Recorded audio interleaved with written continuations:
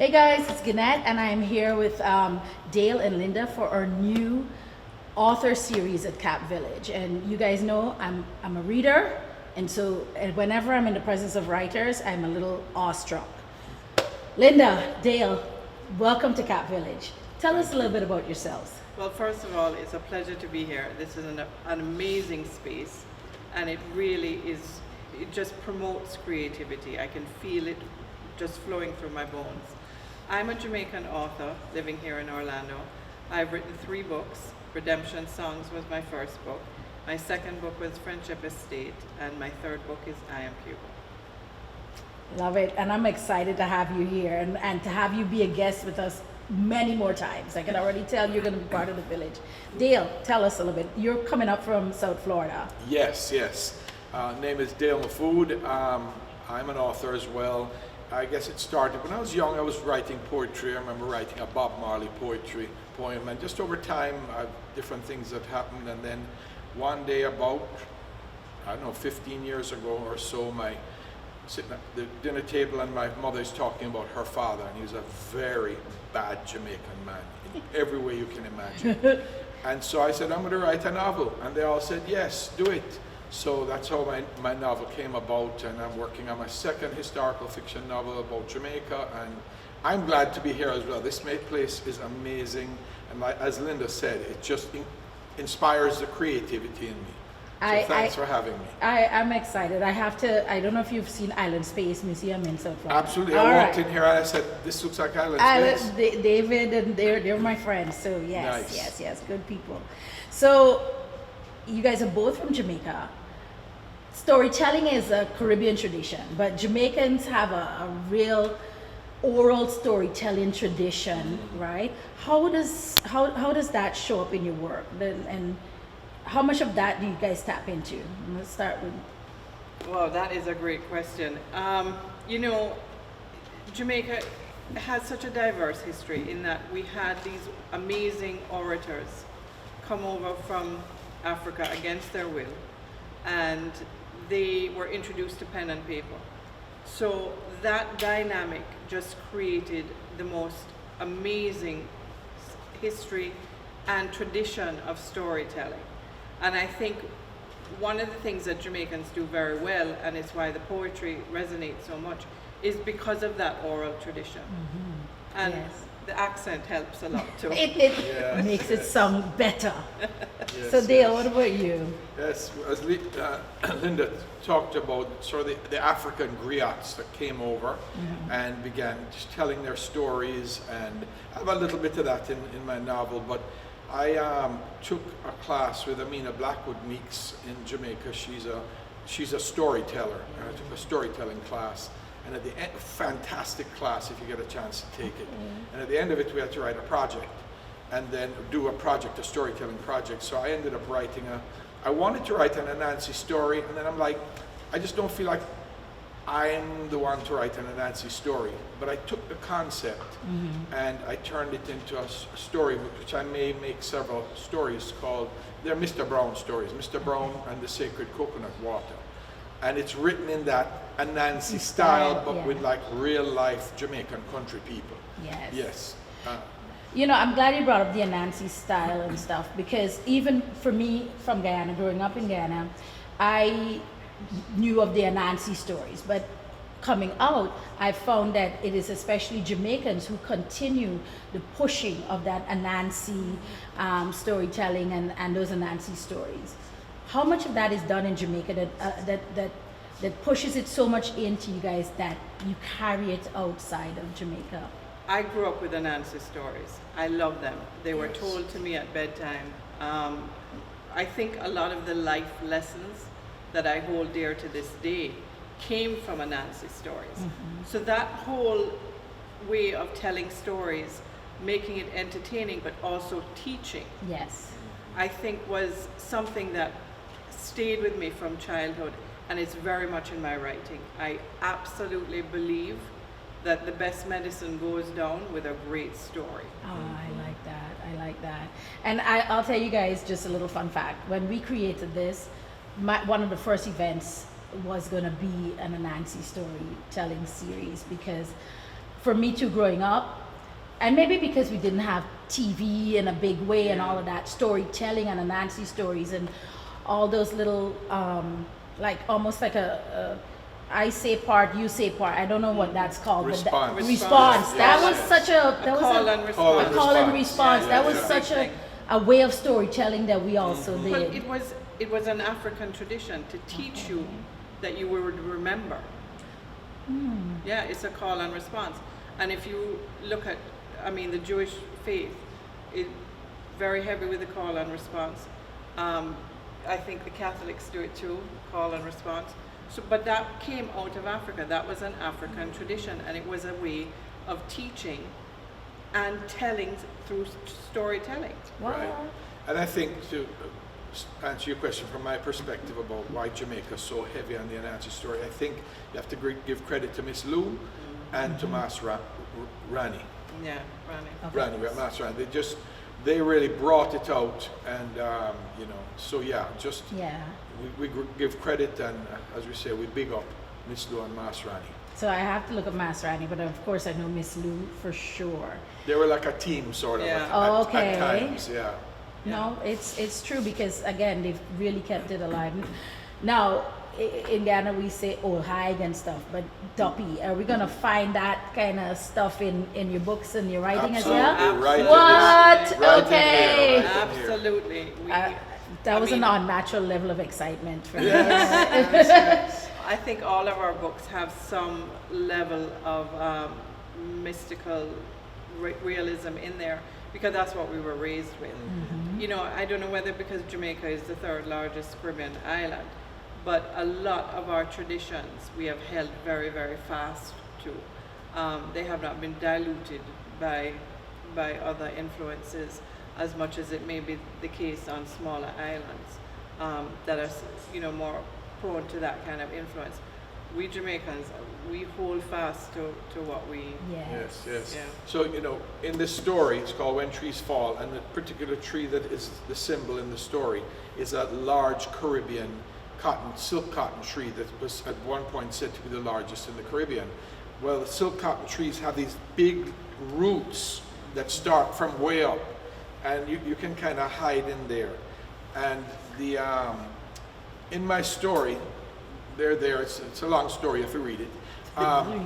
But the maids of one of the characters, the helpers of one of the characters was my mother. I've fictionalized the story, and she talks about how they taught her that the duppies hang out in those roots, in between the roots. Okay. Yeah. So, and they also talk about the fact that the word duppy probably might be either a mixture of African or possibly Taino, the Taino Indians. Oh, okay, because I don't know of the word duppy until I came here. So in Ghana we don't say duppy. You probably say But- something else. Yes.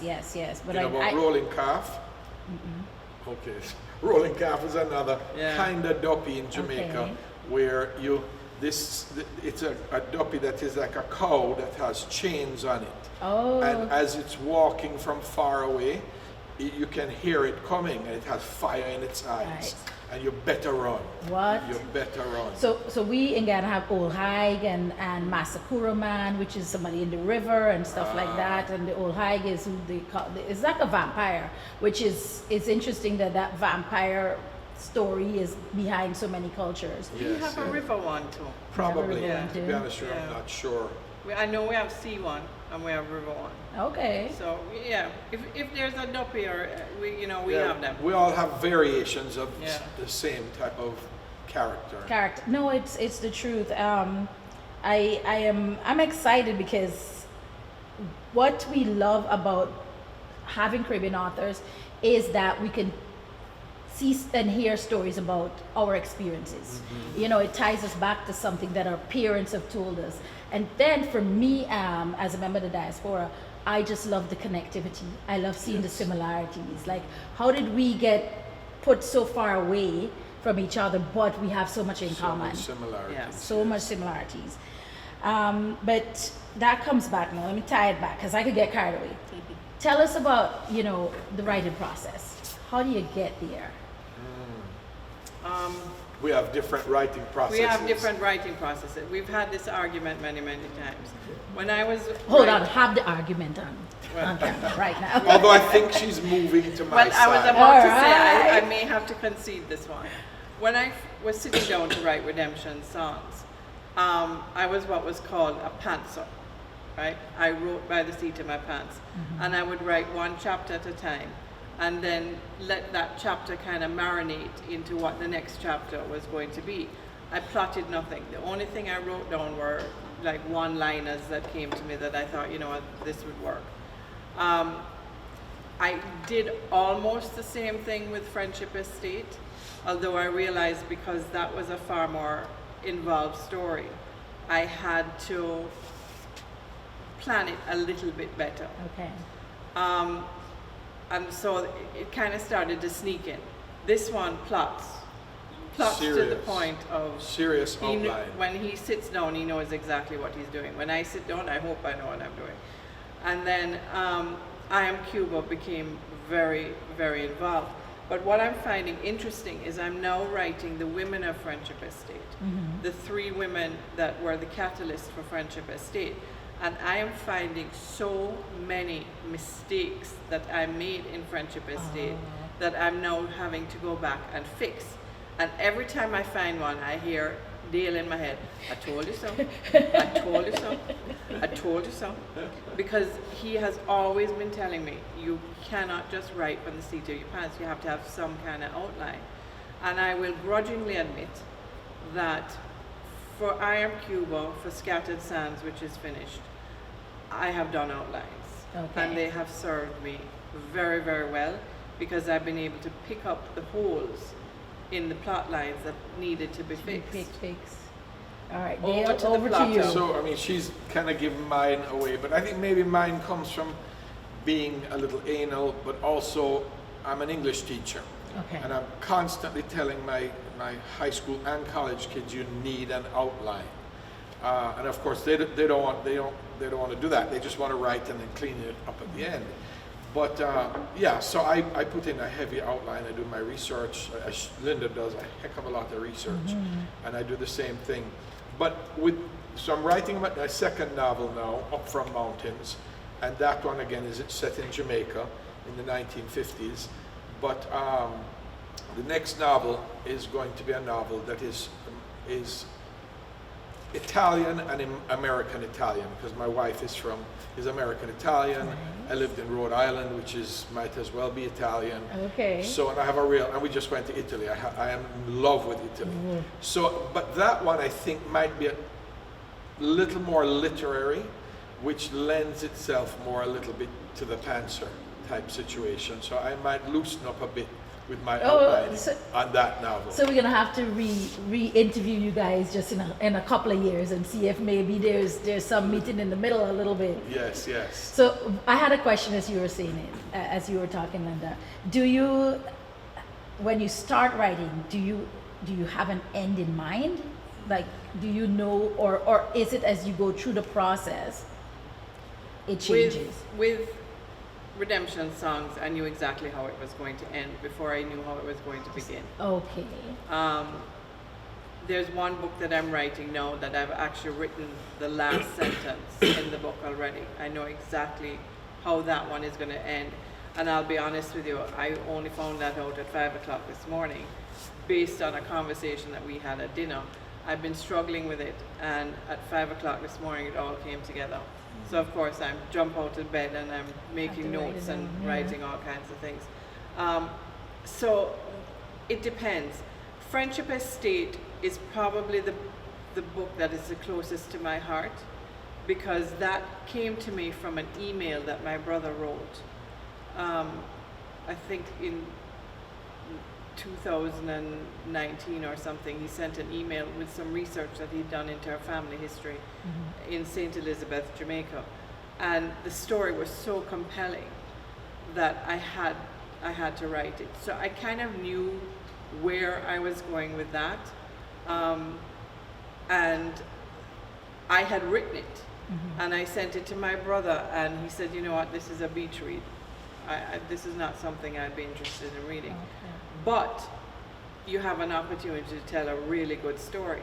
And he introduced me to a book that ironically was written by my great-great-great-grandfather. And it was Jamaica as it is, as it was, and as it should be. Oh, wow. I completely rewrote the book. And the ending of Friendship Estate is a direct quote from Bernard Sr.'s book, because it's the future he envisioned for Jamaica. Oh, wow. Nice, nice. Yeah, generally speaking, in this book and the one I'm working on, I know the end, and I work towards that in the outline. But there is a story, actually, that I ended up pantsing. It's called Neverland. It's one day Amazing story. I need to cut you there. That is an incredible story. He has put it on Substack, and I encourage everybody to read it. It is one of the best stories I've ever read. What? Oh, thank you, Okay. Lynda. That's kind coming from Lynda.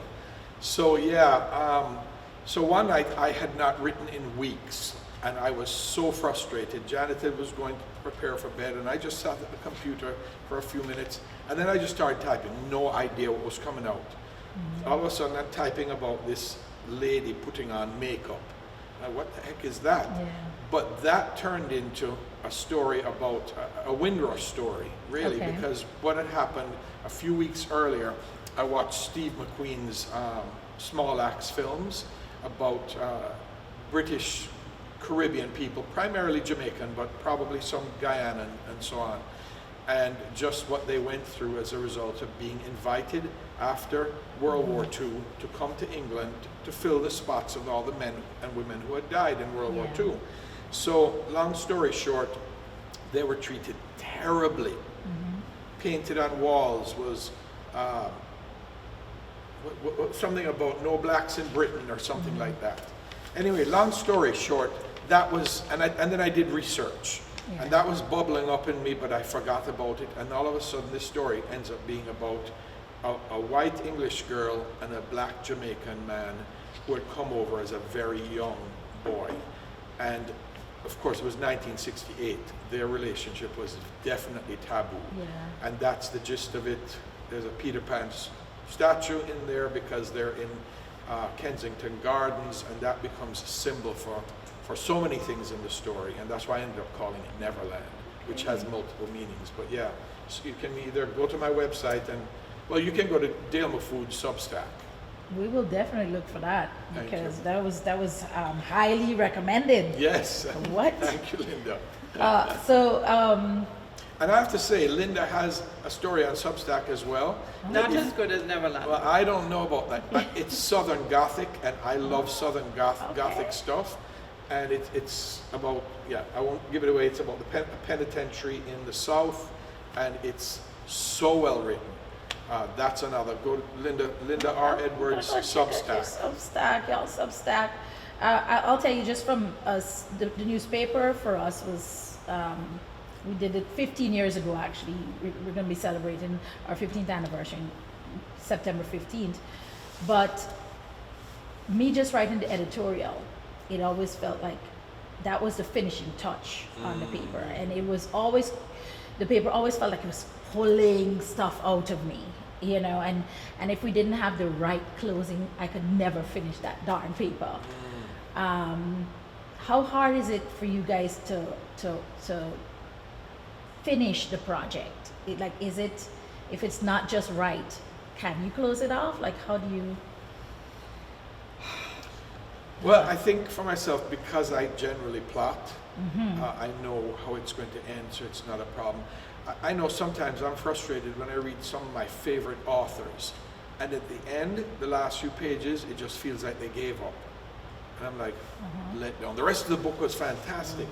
And so I think that ending is in so many ways as important as the beginning, to have that well thought out and well planned, and not give up on the story or the novel until you have that perfect ending. I'm the same way. My goal with every one of my books is, as you're reading the last sentences, you're crying. And if it has made me cry, it'll make anybody cry. And so far, knock wood, all 3 of my books that have been published, I've got people emailing me, texting me, I'm bawling, you made me cry, and I thought, okay, I did it right. That's wonderful. That really is, and I just have to say too, I just understood in you explaining about doing the plotting why there is that need even for me. Because yes, if you think it through and you plan it, then it's not as hard to bring, because you know exactly how it should be ending. So thank you for that. Absolutely. I'm gonna be moving along to that train from now on too. As we kind of talk about the plotting and stuff, how are you guys growing for, like, okay, I see that your range is very wide. I mean, how do you write what people want to read, or is that never a thought and it's just, this is what I want to write? Like, That's a great point. That's a great question. I've never thought of it that Yeah. way. I mean, everybody wants their book to be a bestseller, but I find that there's certain, I can reread my books and enjoy them, because I'm reading this type of story that I want to read, yes. right? And that I find it's very fulfilling. Boy, that is a really difficult question to answer. Well, maybe that's a good thing, because you're writing what needs to come out of you, not Yeah. necessarily. I think that's a very good point. I don't think any writer sits down and writes thinking it's going to be a bestseller, or I'm writing. Well, for- there are those. There are those who purposely set out, and that's fine. Yeah. It's like their bread and butter, and they're like, I'm writing this to sell. But I think sorry, I cut you off. No, I think that we're making the same point. I don't think Caribbean writers think like that, because there's never been There's not probably enough even voices and enough. Exactly. I I think- that it's I mean, mainstream enough that Yeah. you could just you could churn out books for. What motivates me as a writer is, one, there's a compulsion. There's a story in me, I have to get it Yeah. out. Yes. And funny enough, when I was writing Friendship Estate, and it has continued with me, I do feel that there's some kind of ancestral connection where I'm channeling. I mean, there are parts of Friendship Estate that I finished writing and I was like, whoa, where did that come from? Okay. And I think there's a whole channeling ancestral connection there, especially when you're away from home.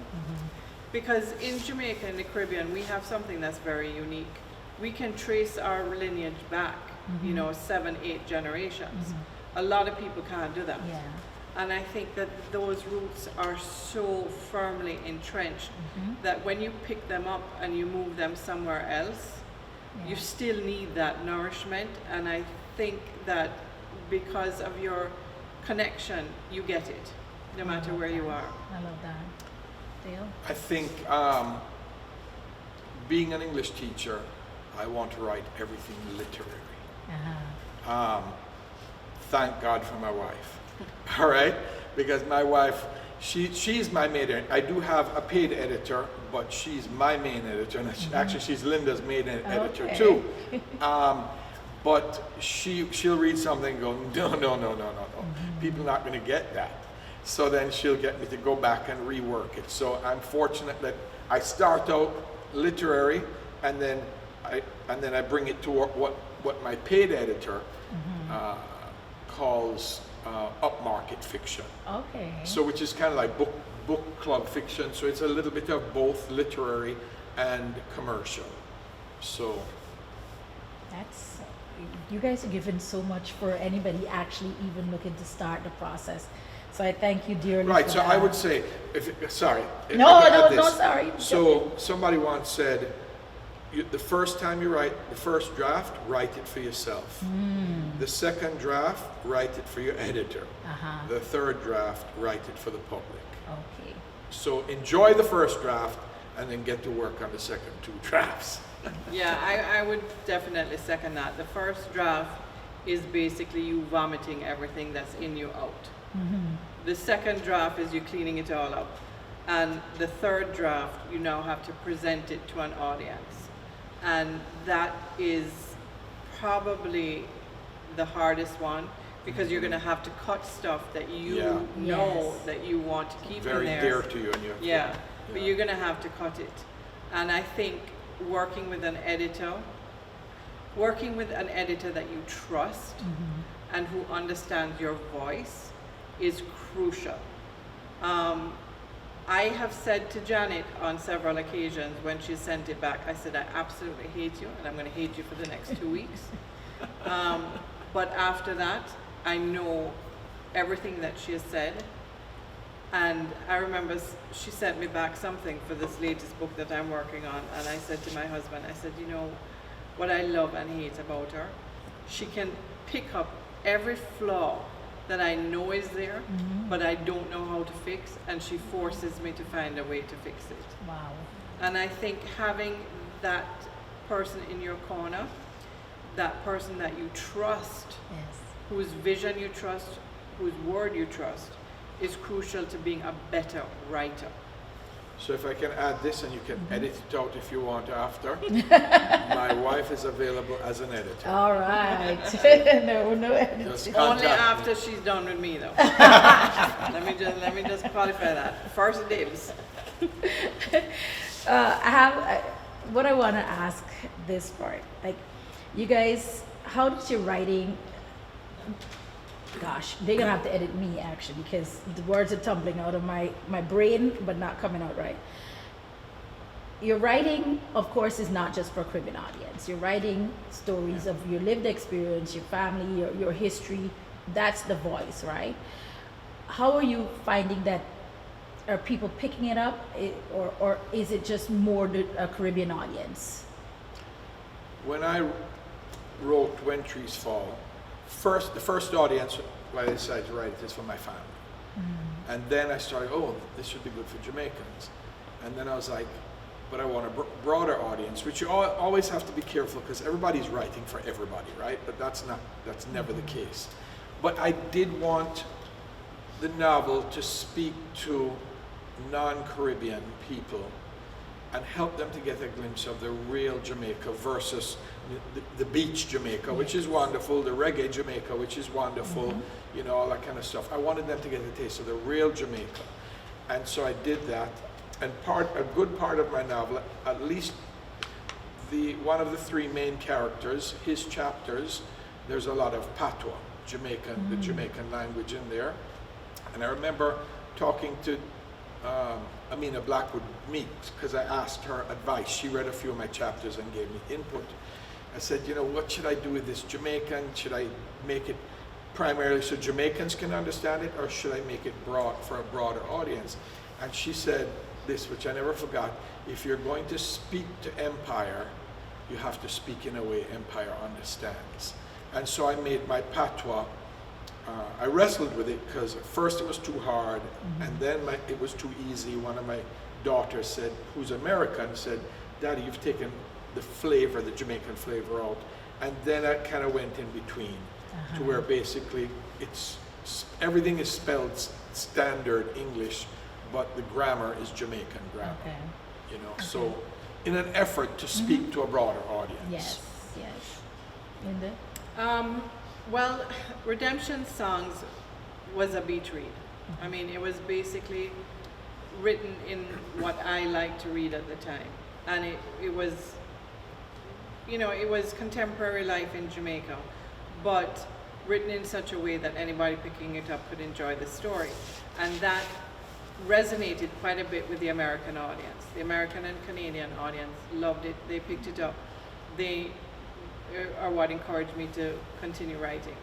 Because Friendship Estate came from such a personal space, that one blew up with the diaspora, because it resonated more with them. And I remember a fan of mine contacting me and saying, you know, I loved Redemption Songs. It introduced me to you as a writer, and I think you're amazing. But I didn't really understand Friendship Estate. And I understood why he said that, because the Caribbean experience of the 1700s, 1800s is very different from the American and the Canadian.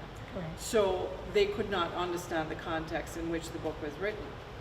With I Am Cuba, I tried to walk a middle ground again. I wanted to get back that American and Canadian Canadian and American people that enjoyed the story of redemption songs. But I also wanted to talk about what the influences did in the 1970s, early 1980s, of what the Cold War did to the Caribbean islands, Yes. because I lived it, you know, and the Cold War was fought in the Caribbean, and not a lot of people understand that or respect that. So I've gone back to the suspense thriller that was in Redemption Songs, but again, telling a very important piece of Caribbean history. I think if I could just say, you know, especially with the advent of AI, we need more of our stories out there. So please keep telling these stories from your voices and everything, because we do need it. Let me ask this piece. What role does storytelling play in preserving and sharing Jamaican culture with diaspora communities and international audiences? Great I mean, question. yeah, for me, I am even more concerned right now with telling those stories, because I feel like we have an opportunity to influence AI, right? Because it's essentially, to me, going to be what we feed it is what it's going to know. Absolutely. So we have to do more. What are your thoughts on that?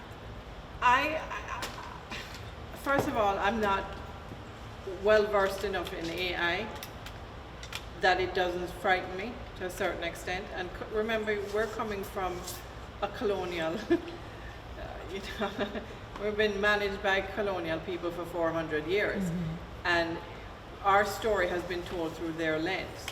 So Yes. having any other lens tell our story but my lens frightens me a little bit, because the Caribbean experience, and I'm including all of the Caribbean islands, you know, the 8 languages that we speak, you know, all of them, we have all had more of an emotional connection, and AI cannot communicate emotion. I don't care how good it gets, right? It is a machine, it always will be a machine. And emotion is an absolutely human characteristic. So I don't think anybody but our voices can tell our story and communicate the emotive experiences that we went through as a peoples, as a culture, as a nation, as nations. Yeah, I think I'll get to AI in a second, but telling different kinds of Caribbean stories is important. So mine is, this goes from the early 1900s all the way to 1973, mostly set in 1944, 1945. And it tells a side of Jamaican history and culture that's embedded with a lot of culture in here. I even have footnotes for a Okay. novel, actually endnotes. And part of what I was doing was I was leaving an artifact for Jamaicans to be able to look back and to read and see a broader perspective of what Jamaica is really like. Marlon James, in his book, A Brief History of 10 Killings, says everyone lives in their own Jamaica. So my desire in this novel, and there will be this, the next novel is connected, and there are potentially 4 novels in all, is to give different characters from different Jamaicas, so people can see that. So there's that. Now to AI, I understand what Lynda is saying about using AI to write. However, AI is a great tool to get the message out. So that's one of the reasons I'm on Substack. Quite a bit of my novel is on Substack there. I don't care if AI has my novel. What happens, and especially also writing, like for instance, the Neverland story that I serialized on Substack. I then last week followed it up with an article about how, some of the stuff I was telling you about how the story came about and the connections. I want people, say somebody types in there to AI, give me a story, like a Windrush story that was like Steve McQueen's Small Acts. My story is going to show up. Yeah. So AI is great for getting a wider audience. Yeah. Or give me a story about a family saga where the father was really bad. You don't have to mention Caribbean. My story may well come up. So AI there's a flip side to AI as well Yeah. for authors. And I like to explain to folks too, we have to feed it. We have to feed it. We have to feed it. We have to feed it, otherwise it will not have our tone, it will not have our history, so we have to feed it. Yes. That's the only piece I wanted to make sure we had a plug in, because we definitely need to do that. Where can folks find you guys outside of Substack? I am so happy to hear y'all talk about Substack, because Substack is great. it's amazing. And more and more, I got on it over a year ago, and then I got so busy I just had to take a pause until like a couple months ago. But since I came back, the amount of fiction writers on Substack has multiplied. Wow. So it's a great place. And Substack is a serious place to write. It's, Wattpad, whatever, but it's a serious place for serious authors to write. Yes. So yeah, sorry. It's a community as well. I mean, I It got is. onto it because Dale said, you really need to get onto it. And I did a 7-part series that is going to end soon, and we were just talking about, what else can I put on there? And Dale suggested, put redemption songs on there. Sandbox it, put it back on there. It was your first novel. It's any novel can use work. And, rewrite it if you think it can be better. Wow. And I thought, that's not a bad idea. Yeah. I might very well do Yeah. that. So it's a writer's community. And I think that's what we have to understand with these things. There is a purpose apart from getting your word out. It's also the audience that you're getting the word out to. And in the case of Substack, they help you become a better writer. Right. Okay. Which is important for Yeah. all Caribbean writers. Nice. Right? Because there's no school that we can go to in the Caribbean to teach us to write. So I think something like that is very, very important, especially in finding your voice. Right.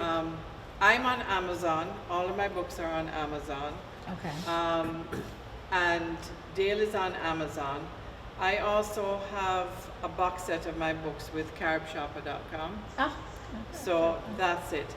I will say we are not in traditional bookshops, Okay. neither in the Caribbean or in America or Canada, because one, being self-published, the bookshops don't pick us up, and two, there's no Caribbean corner in any bookshop anywhere, Yeah. Well, hopefully we change that.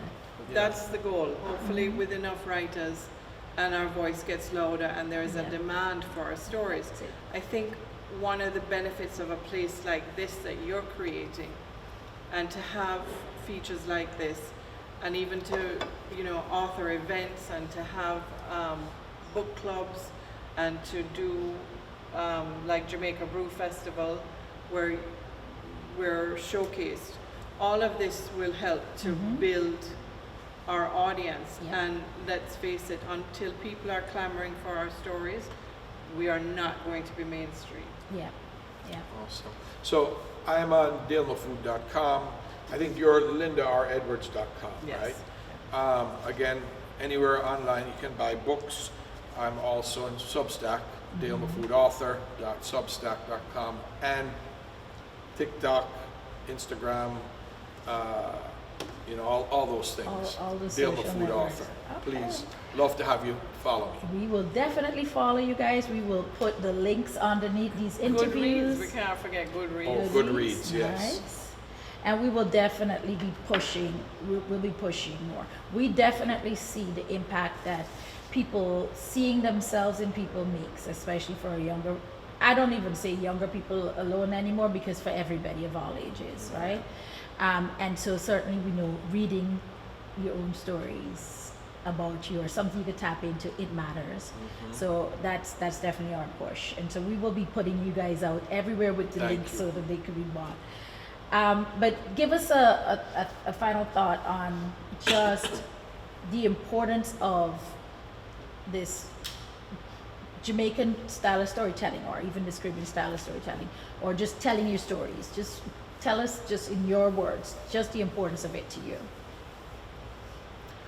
Well, you have to get things out, and I would even say not just online.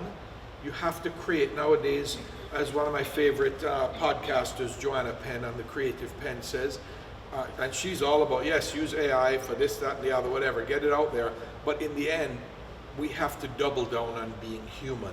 Mm-hmm. And so we need to create beautiful products. That's why I put every effort into this, to make it look like Yes. a top 5 publisher thing, you know. My publishing company, I have an imprint called Rockstone Publishing Company. We have to put out really beautiful products that people want to purchase. Yes.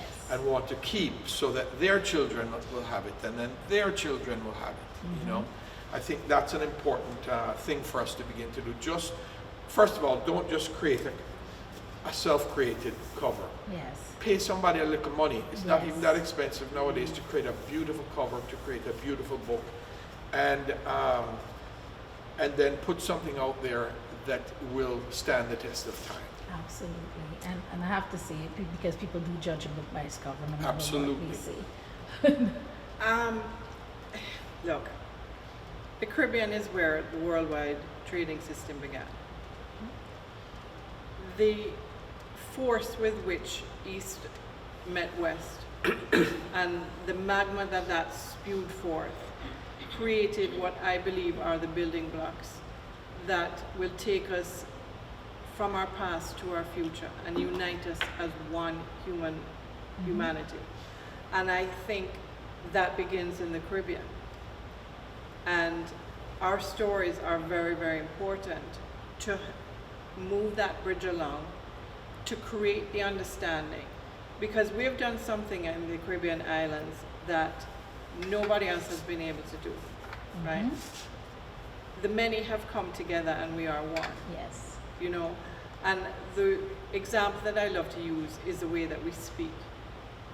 You can tell a Jamaican from the minute they open their mouth. Doesn't matter what color they are, what race they are, what religion they are, what sex they are. Yes. The minute they open their mouth, you know where they come from. And it's the same for Guyana, it's the same for Barbados, it's the same for Trinidad, it's the same for Kitts. Grenada.